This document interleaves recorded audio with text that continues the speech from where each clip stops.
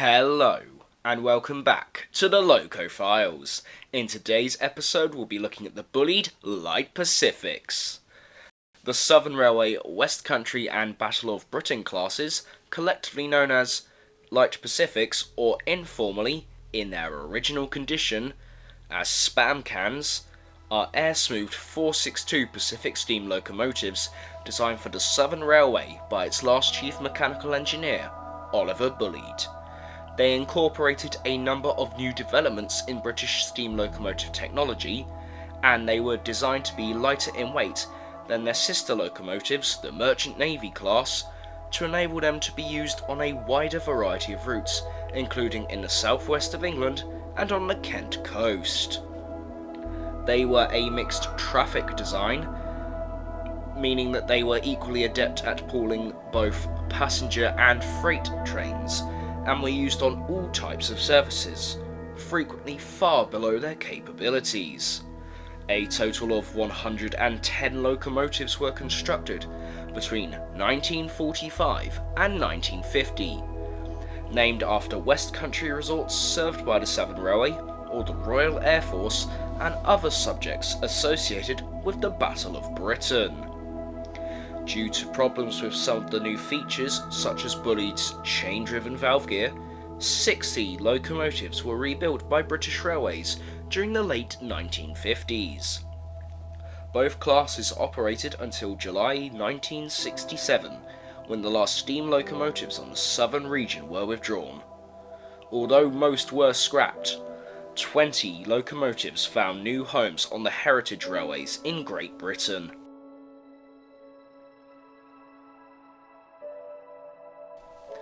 The class was first introduced in 1945 by the Southern Railway to a design by Oliver Bulleid.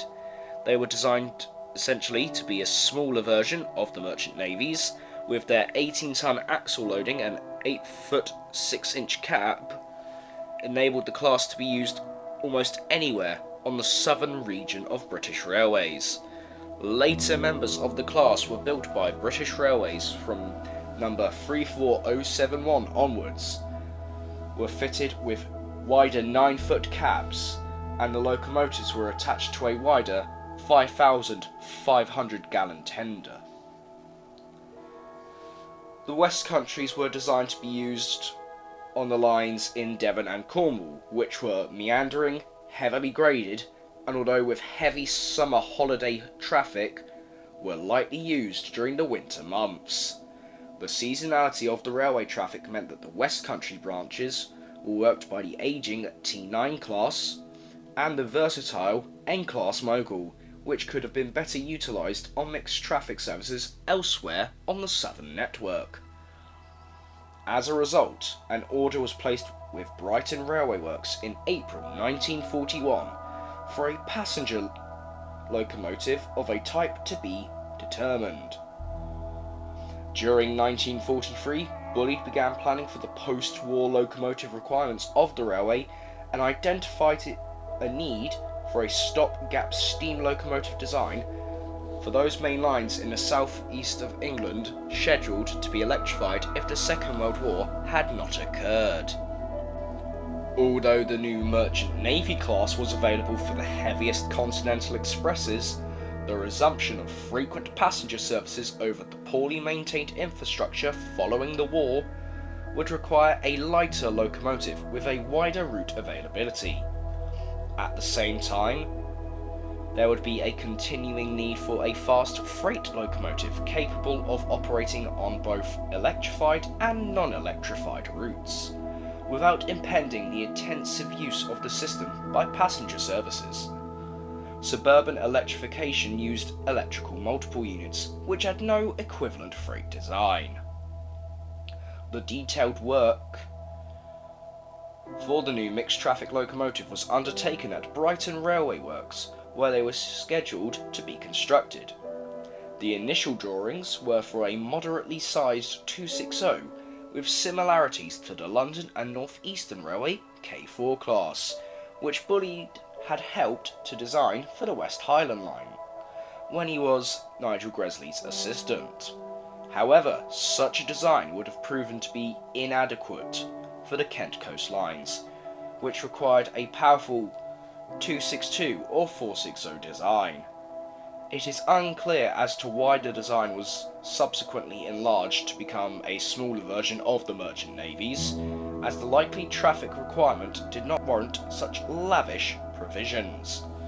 But the incorporation of components from the class enabled standardization during wartime production difficulties. In order to improve on the route availability of the merchant navies, with their 21-ton axle loading, the weight was reduced by 5 tons. This allowed the design to operate on routes where the Monsal 260s were the largest permitted class, and came mainly from several changes, including a reduced overall length, a smaller boiler, more fabricated assemblies, and a smaller tender, but that was for the West Country class only. Also, the cab was reduced in width, as I'd mentioned earlier, and remodelled to comply with the reduced loading gauge over some routes.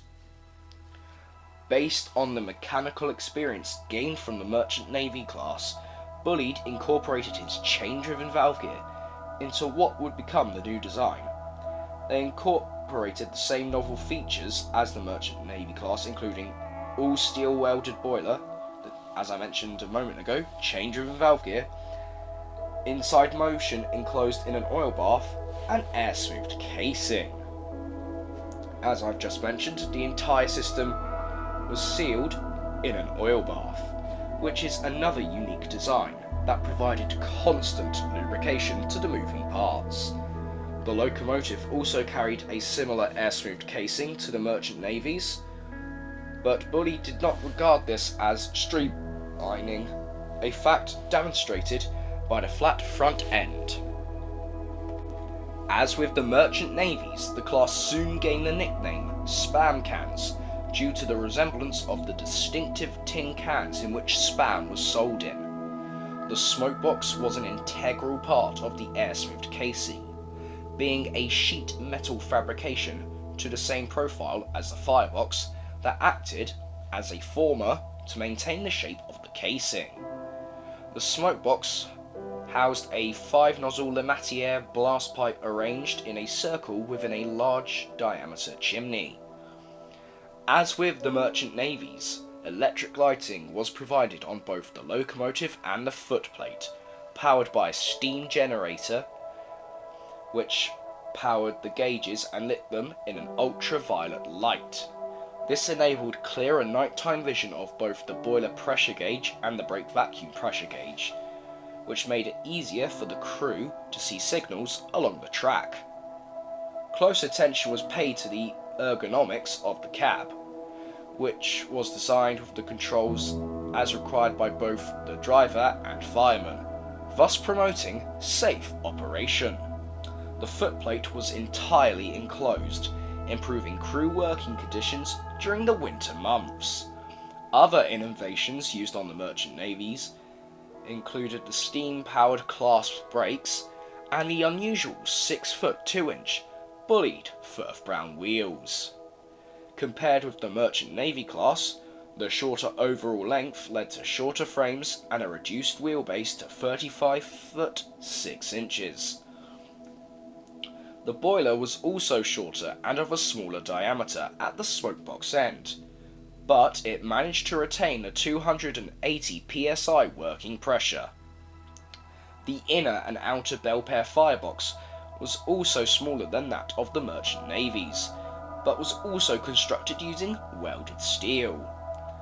The cylinders were smaller as well, being 16 by 24 inches.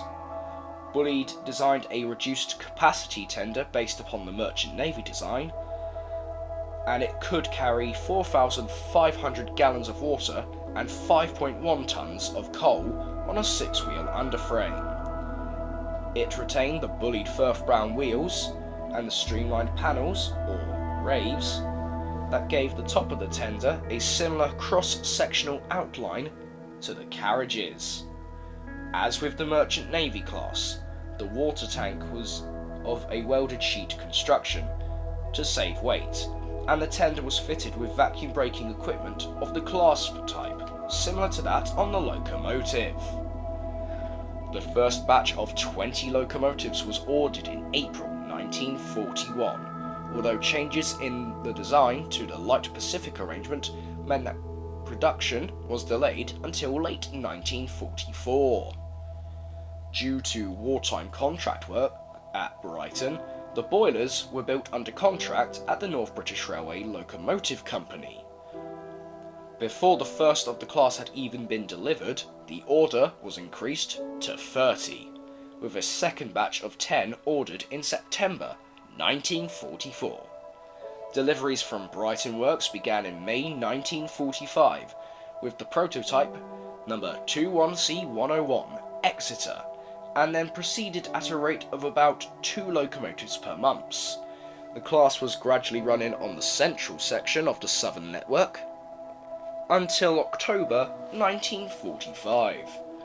By the time the first 15 had entered traffic, a further order of 15 was placed, with these entering service between June and October 1946. From this batch onwards, traction was improved by the addition of steam sanding to the front driving wheels, with covers added to protect the motion from sand falling from the filler pipes. A third batch of 25 was ordered and designated the Battle of Britain class. These were identical to the West Country class, and the new designation was purely concerned with giving the locomotives names that befitted their intended allocation on the eastern section. By the time of the nationalisation of Britain's railways in January 1948, 70 Light Pacifics had been built by Brighton Works, with a fourth batch of 20 on order. There was a delay in production during the first 3 months of British Railways control, but the last 20 ordered by the Southern Railway entered traffic between April 1948 and February 1949. In March 1949, British Railways ordered a final 20 locomotives from Brighton Works, despite a pressing need for smaller tank locomotives. This imbalance was rectified by the building of 41 examples of the LMS Fairburn 264 tank for the southern region. Also, at this time, Brighton Works staff were embroiled in the difficulties associated with Bullied's experimental and problematic leader class. As a result, Brighton sought assistance from the other southern region works to complete this final order. Ashford Works cut the frames and constructed the tenders, and Eastleigh Works constructed 6 of the final batch of locomotives. The completion of the final locomotive, number 34110-66 Squadron, in January 1951, was delayed for several months, pending consideration of a proposal from British Railways management for a major modification to a standard 2-cylinder design without the chain-driven valve gear. However, the locomotive entered service as Bullied intended. 2 of the front route indicator irons were originally located on the smoke deflectors, which meant that the route indicator discs stood proud of the casing. This necessitated a trial relocation to the smokebox door at the 3 and 9 o'clock positions on number 21C109 Lyme Regis, and was fitted as standard from number 21C118 Axminster. As with the Merchant Navy class, they were fitted with a new design of cab front spectacle plate from mid-1947 onwards, due to the poor forward visibility. The small windows on the front face of the cab were redesigned to have an angled profile, giving improved visibility to the driver. This was a feature fitted to all Bullied design locomotives post-nationalisation. Over the next decade, the revised design was fitted to existing members of the class. Originally, the class had 3 safety valves positioned ahead of the dome, but after some instance of water being discharged through them under braking, they were repositioned behind the dome and reduced down to 2. The boiler pressure was also reduced to 250 pounds per square inch at the same time, in an attempt to reduce maintenance costs. As I mentioned earlier, the Southern Railway built batches had a narrow 8-foot 6-inch footplate due to the width-restricted Hastings line between Tonbridge and Hastings, but these were never used on this duty, and the cab was widened to 9 feet on the BR batch. In 1948, the tender design was enlarged to provide a water capacity of 5,500 gallons. This coincided with the removal of the tender raves on all but 5 of the locomotives, as they restricted the driver's viewing when reversing. The resultant cut-down tender included a new enclosed storage area for fire irons and glass spectacle plates to protect the crew from flying coal dust when running tender first. When the rebuilding program was halted in 1961, further modifications were made to the unrebuilt locomotives. The most notable was on number 34064, Fighter Command, which was fitted with a diesel ejector in 1962, on the grounds that the desired spark arrestor would inhibit the work of the original blast pipe. Following some adjustments, the ejector improved smoke deflection and fuel consumption, allowing it to steam well on low-grade coal. As a consequence of this positive experience with number 34064, preserved number 34092, City of Wales, was similarly fitted in the mid-1980s. The first 48 members of the class are named after places in the West Country served by the Southern Region's trains or close to its lines. This represented a publicity success due to many of the locomotives being able to visit their namesake areas. Many West Country class locomotives sported an additional plaque with the coat of arms of the town or region the locomotive was named after. This plaque was mounted on the casing between the gunmetal locomotive nameplate and the West Country class scroll, above the middle driving wheel. Several members of the class had only the nameplate and the West Country class scroll between the gap left where the crest would have been mounted. The background of the nameplates were usually painted red. However, sometimes examples could be found in black if the locomotive works undertaking the overhaul of the engine were unable to locate the correct colour of paint. Once it became clear that the locomotives would be used further afield than the West Country, a decision was made to name the remainder after RAF squadrons, airfields, commanders and aircraft that had participated in the Battle of Britain over the skies of Kent, Surrey and Sussex. Battle of Britain nameplates incorporated the name of the locomotive with the class name below in a design that resembled the wings of an aircraft. This was painted Air Force blue, but other colours were sometimes used because of the same reasons I mentioned a little while ago. The first 2 locomotives constructed by British Railways were of the Battle of Britain class, with the final 2 locomotives also being members of the Battle of Britain class, number 34109 Sir Trafford Lee Malroy and number 34110 66 Squadron. The result in the delay of completing 66 Squadron was that the squadron crest was never made, as the manufacturer had retired during the intervening period.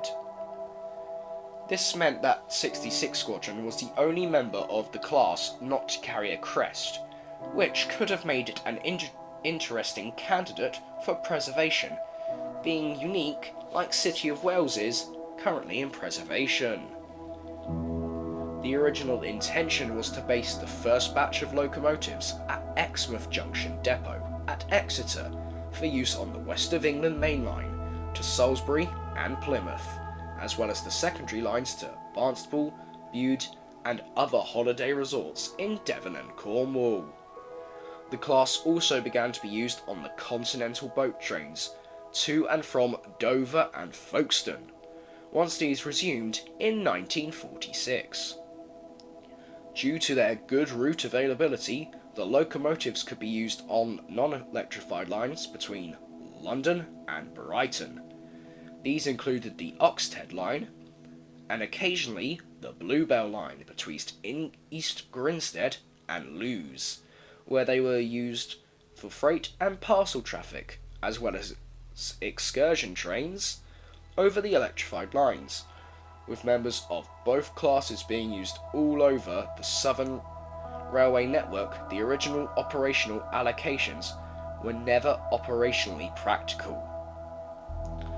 The most important journey undertaken by a member of the class occurred on the 30th of January 1965, when number 34051 Winston Churchill hauled the funeral train of her namesake from Waterloo Station to his final resting place close to Blenheim Palace in Oxfordshire.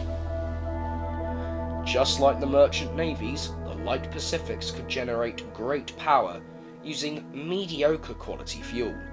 This is due largely to Bullied's excellent boiler. They also ran smoothly at high speed, but they were also beset by the same technical issues of their larger sisters. This may be summarised as follows: adhesion problems, as the lighter loading meant that they were even more prone to wheel slip than the merchant navies, which required careful control when starting a heavy train. Maintenance issues, such as the chain-driven valve gear, which proved to be expensive to maintain and subject to rapid wear. I've lost where I am. Leaks from the oil bath on the wheels, which caused oil to splash on the boiler lagging. Once this became saturated with oil, the lagging would attract coal dust and ash, which provided combustible material, and sparks from heavy braking would set the lagging on fire underneath the air-smoothed casing. The fires were also attributed to oil leaking whilst the locomotive was stationary.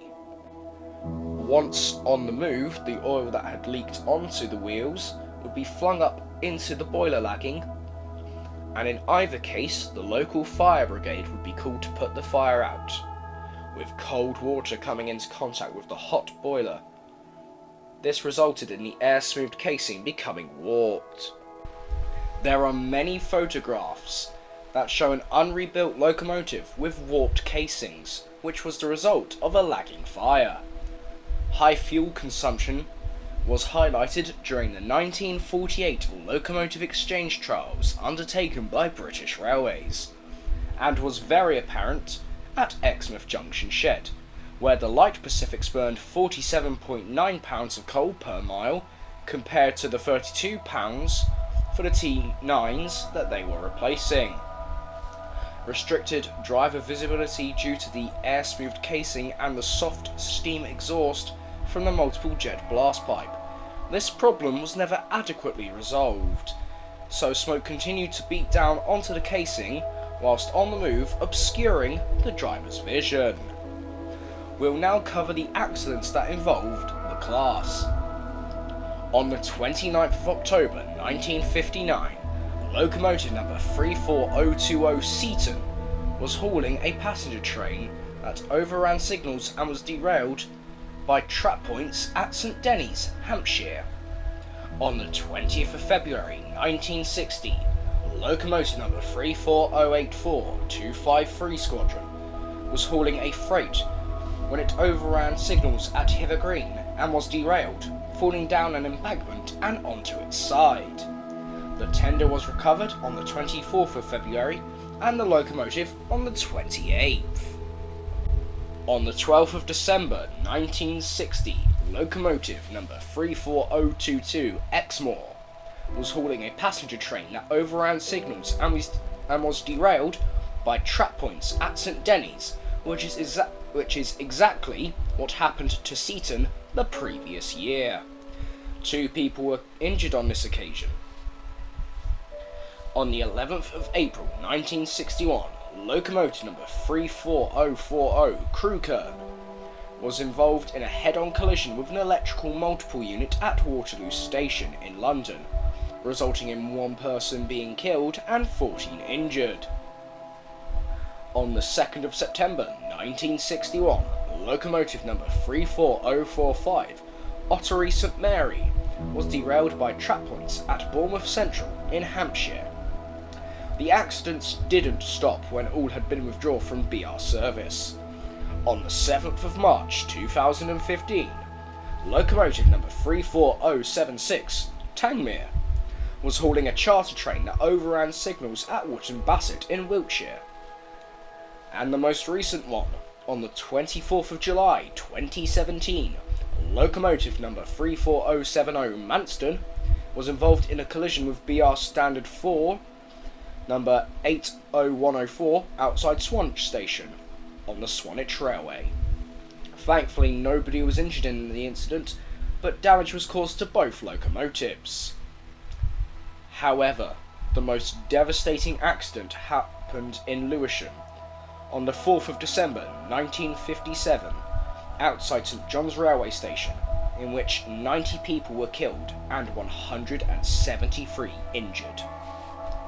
The driver of number 34066 Spitfire failed to see signals adverse and couldn't stop in time when he saw a red signal. When the driver saw that the signal was red, it was too late to stop, and the engine crashed into the back of a stationary local train. Members of the class were later fitted with automatic warning system equipment, which was a recommendation of the incident report. Fitting of trackside equipment was already underway, but with priority given to routes equipped with semaphore signals, not electric colour light signals like the ones at Lewisham.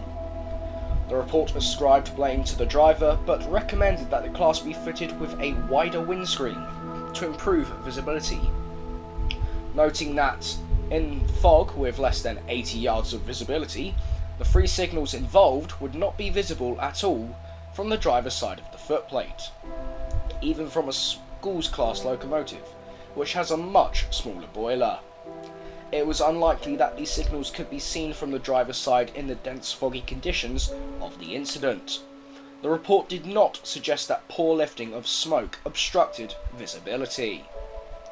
The electrification of the Chatham Main Line to Dover and Ramsgate in 1959 deprived the class of some of its work, as did the transfer of the lines west of Salisbury to the Western region on the 30th of September 1962.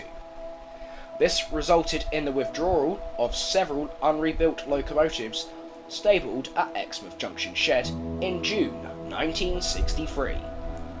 By the end of the year, 10 had been withdrawn, including the 12-year-old number 34110 66 Squadron, having travelled only 600,000 miles.